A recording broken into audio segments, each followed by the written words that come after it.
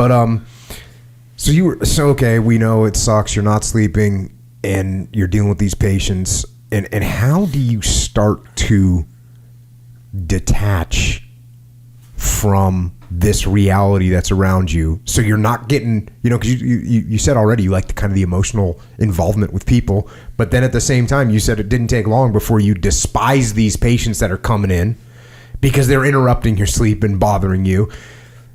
That's got to be a crazy balance to try and strike as a human being. I mean, human beings are not meant to be dealing with 16 puncture wounds a day. That's not right. So what happens in your brain? What happened in your mind? What did you notice about your mentality in this whole business as time went on? Well, what I noticed, so again, not everybody becomes jaded, but most people do. And where my sense of jaded developed was actually towards, the patients with diabetes, the patients who had complications from being overweight. Like when those people would show up with, the abscess in their foot in the middle of the night that needed to be debrided, those people I would get, again, pretty pissed at. Amazingly, these trauma folks, like I kind of always maintained a soft spot in my heart for them. And interestingly, it's once they die. So what happens is, let's say a guy comes in, the guy's been shot. Generally people who are dead in the field don't make it in. But sometimes there's this gray zone where, someone comes in who's basically dead, but because they had a little bit of a pulse on the way in the door, like we're going to do everything we can. But a lot of times when those patients die, like the room has to be turned over really quickly, which means someone's got to come in, take the body, put it in a body bag, gather everything, because usually these are criminal investigations, so the police are there. The housekeeping staff has to come in and mop all the blood off the floor because depending on where the gunshot wound was, like gunshot wound to the head, for example, tons of blood because the head's a confined space. And in that moment, it's really easy to just immediately walk out the door. But I find myself, I'd sometimes like flip through their wallets, right? And, invariably you'd see something like you'd see a picture of a little kid. So you see this guy who's huge, who's just been killed. He's probably 25. And you'd see like this 6-year-old girl in his wallet. And you'd start to sort of wonder what the narrative is, right? Like, was that his daughter? Probably.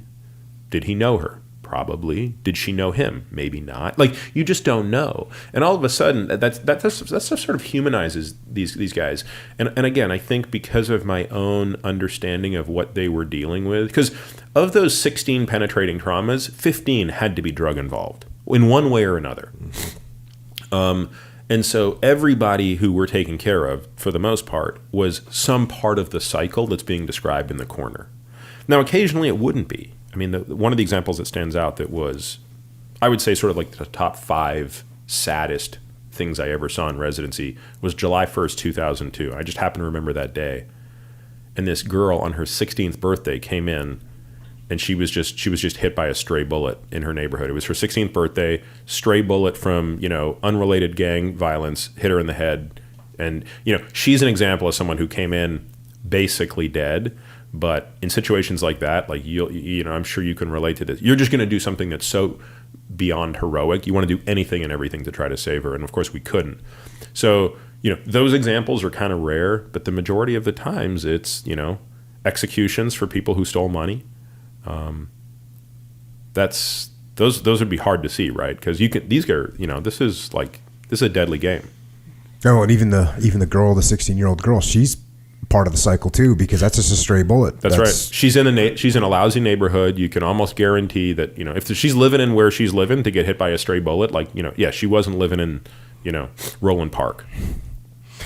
And would you ever see any family? Would any family ever come in?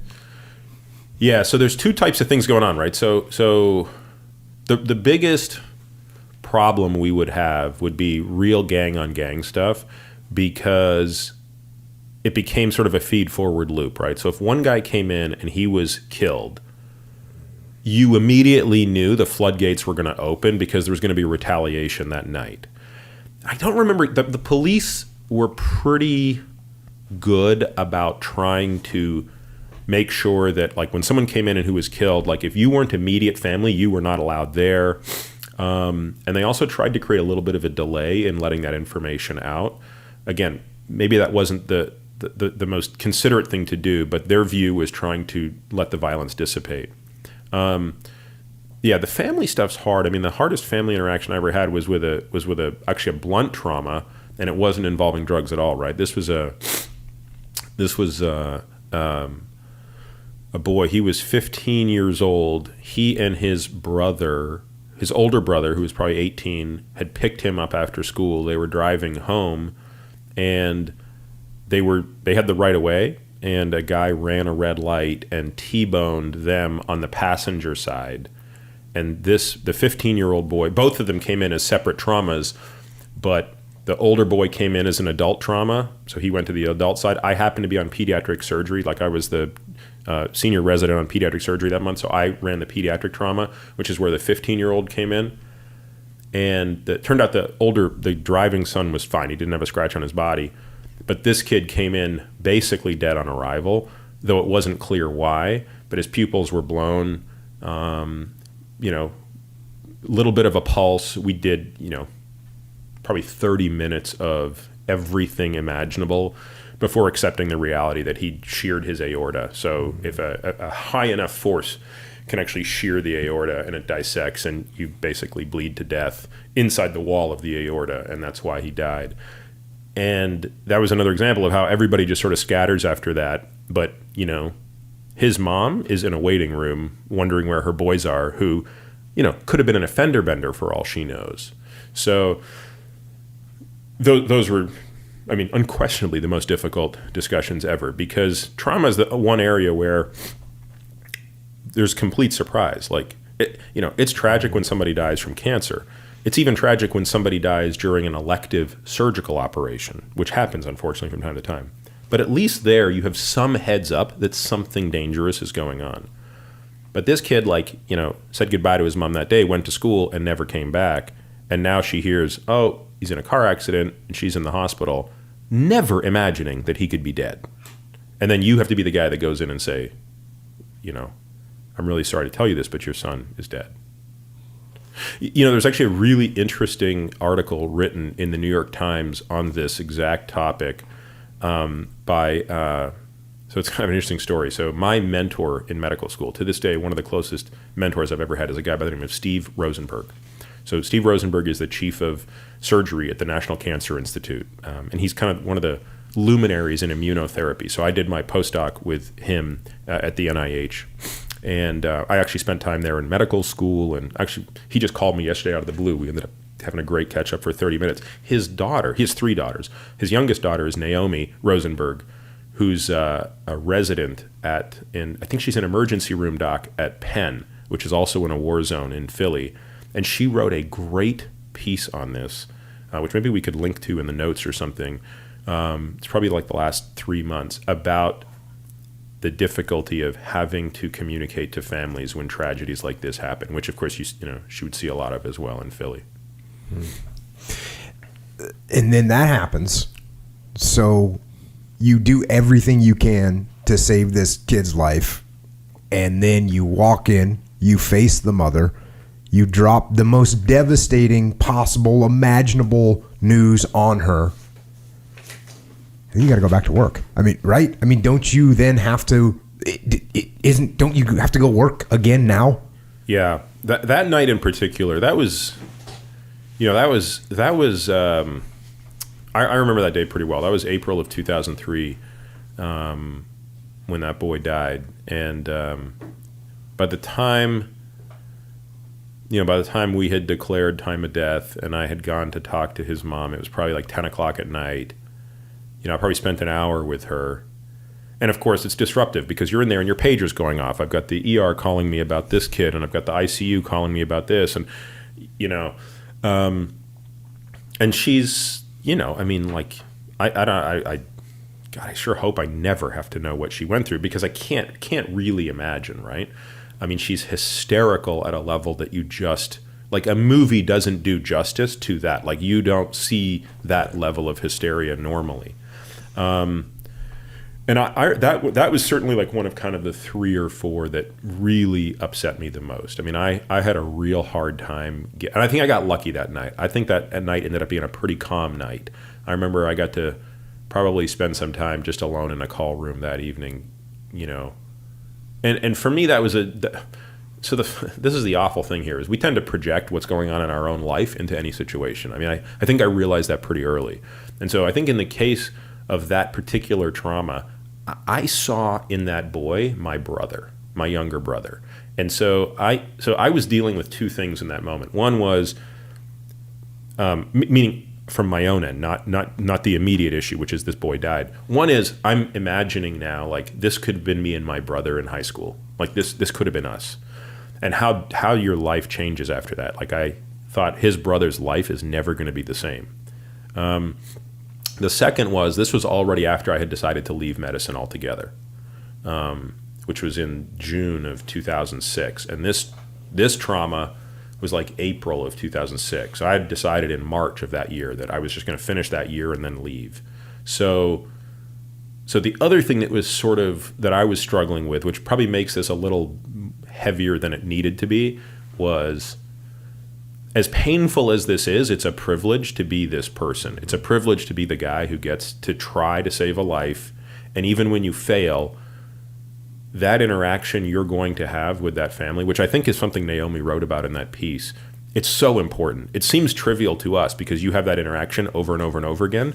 But to that family, it's so important.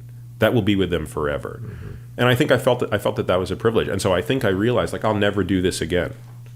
I'll never again have that privilege to, even if I fail to try to, you know, sort of save somebody, to actually then be able to comfort that family.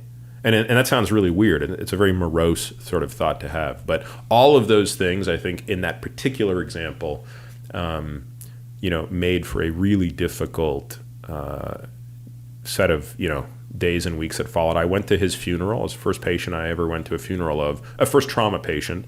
Certainly went to the funerals of patients you got to know through, you know, people who were dying of cancer and stuff. But, you know, trauma patient, like, you just wouldn't think to go to someone's funeral that you'd never known. Because, like, I'd never known the boy, right?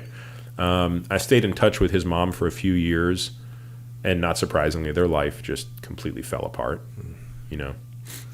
Does it make it that much worse that you got this, you juxtapose the kind of this normal kid, right, who dies this random accident, and then at the same time, every night you've got people that are killing each other, and you're seeing the results of that, and you can't do anything about it.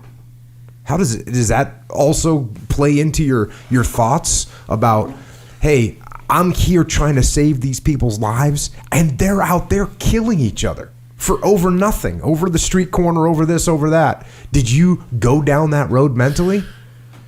Not there. I'll tell you the one time I felt really ethically, maybe ethically is too strong a word, but just to be blunt, I mean, the one time I was really pissed off that I was trying to save somebody's life was a guy that came in who killed his wife, killed his daughter, and then put the gun under his chin and pulled the trigger and missed. So he basically blew off the side of his face and was still alive. His brain was completely intact. This guy was going to survive after 23, face operations. And, I'm taking care of this guy in the ICU, and I'm kind of pissed off about it, actually, right? And maybe I shouldn't be, right? Who am I to judge this guy? But I'm like, you killed your wife, you killed your kid, and you wanted to die. Why the hell am I putting anything into you? Now, of course, that is a slippery slope, because in medicine, we're never supposed to play that role, right? We never play God, right? People, some doctors want to act like they're playing God, but we never play God. We're just there to do a job. And on that day, I remember thinking, I don't want to do this job. I don't want to take care of this guy. I want this guy to die, actually. How do they address that when you're going to medical school? That whole idea. They've got it covered on, or is it just so underlying, the underlying theme of everything you do, that by the time you get done, it's there? Well, that's a really good question. I don't know the answer. Are there ethics classes in medical school that teach you that? I am sure there are. the fact that I can't tell you one thing about an ethics class I took tells you that whatever ethics you have are going to be independent of whatever class you're taking. And who knows, today, these pendulums swing from one end to the other. For all I know, half the curriculum could be ethics today. I don't know. But the short answer is I think, it's sort of internal. And the reality of it is, if you're in a good program, and the one thing I'll say, I mean, as much as Hopkins was a brutal place to exist, the camaraderie there was unbelievable. I mean, the nickname for the residents was the Halstead Marines, right? Which, again, doesn't do justice to real Marines, but that was sort of the camaraderie, right? It was like you would do anything for your, that's why you'd always volunteer to stay up 3 nights to help somebody else out. And so, I had really great friends there. In fact, to this day, like some of my closest friends, people that I'm in touch with almost every day were guys I went through that experience with. And you could talk about those things with each other, right? I mean, it was okay to say, like, I really wish this motherfucker would die. Because he's taking up a bed. He's costing the state $1 million. And I hate him. And somehow being able to talk about that, I think, makes it a little bit easier, right? Well, absolutely. I mean, that's what happens in the military. You get guys that go through tough situations, tough battles, and they become closer going through it. And part of the thing that brings them closer together is you're talking about what's going on as it's happening and after it happens.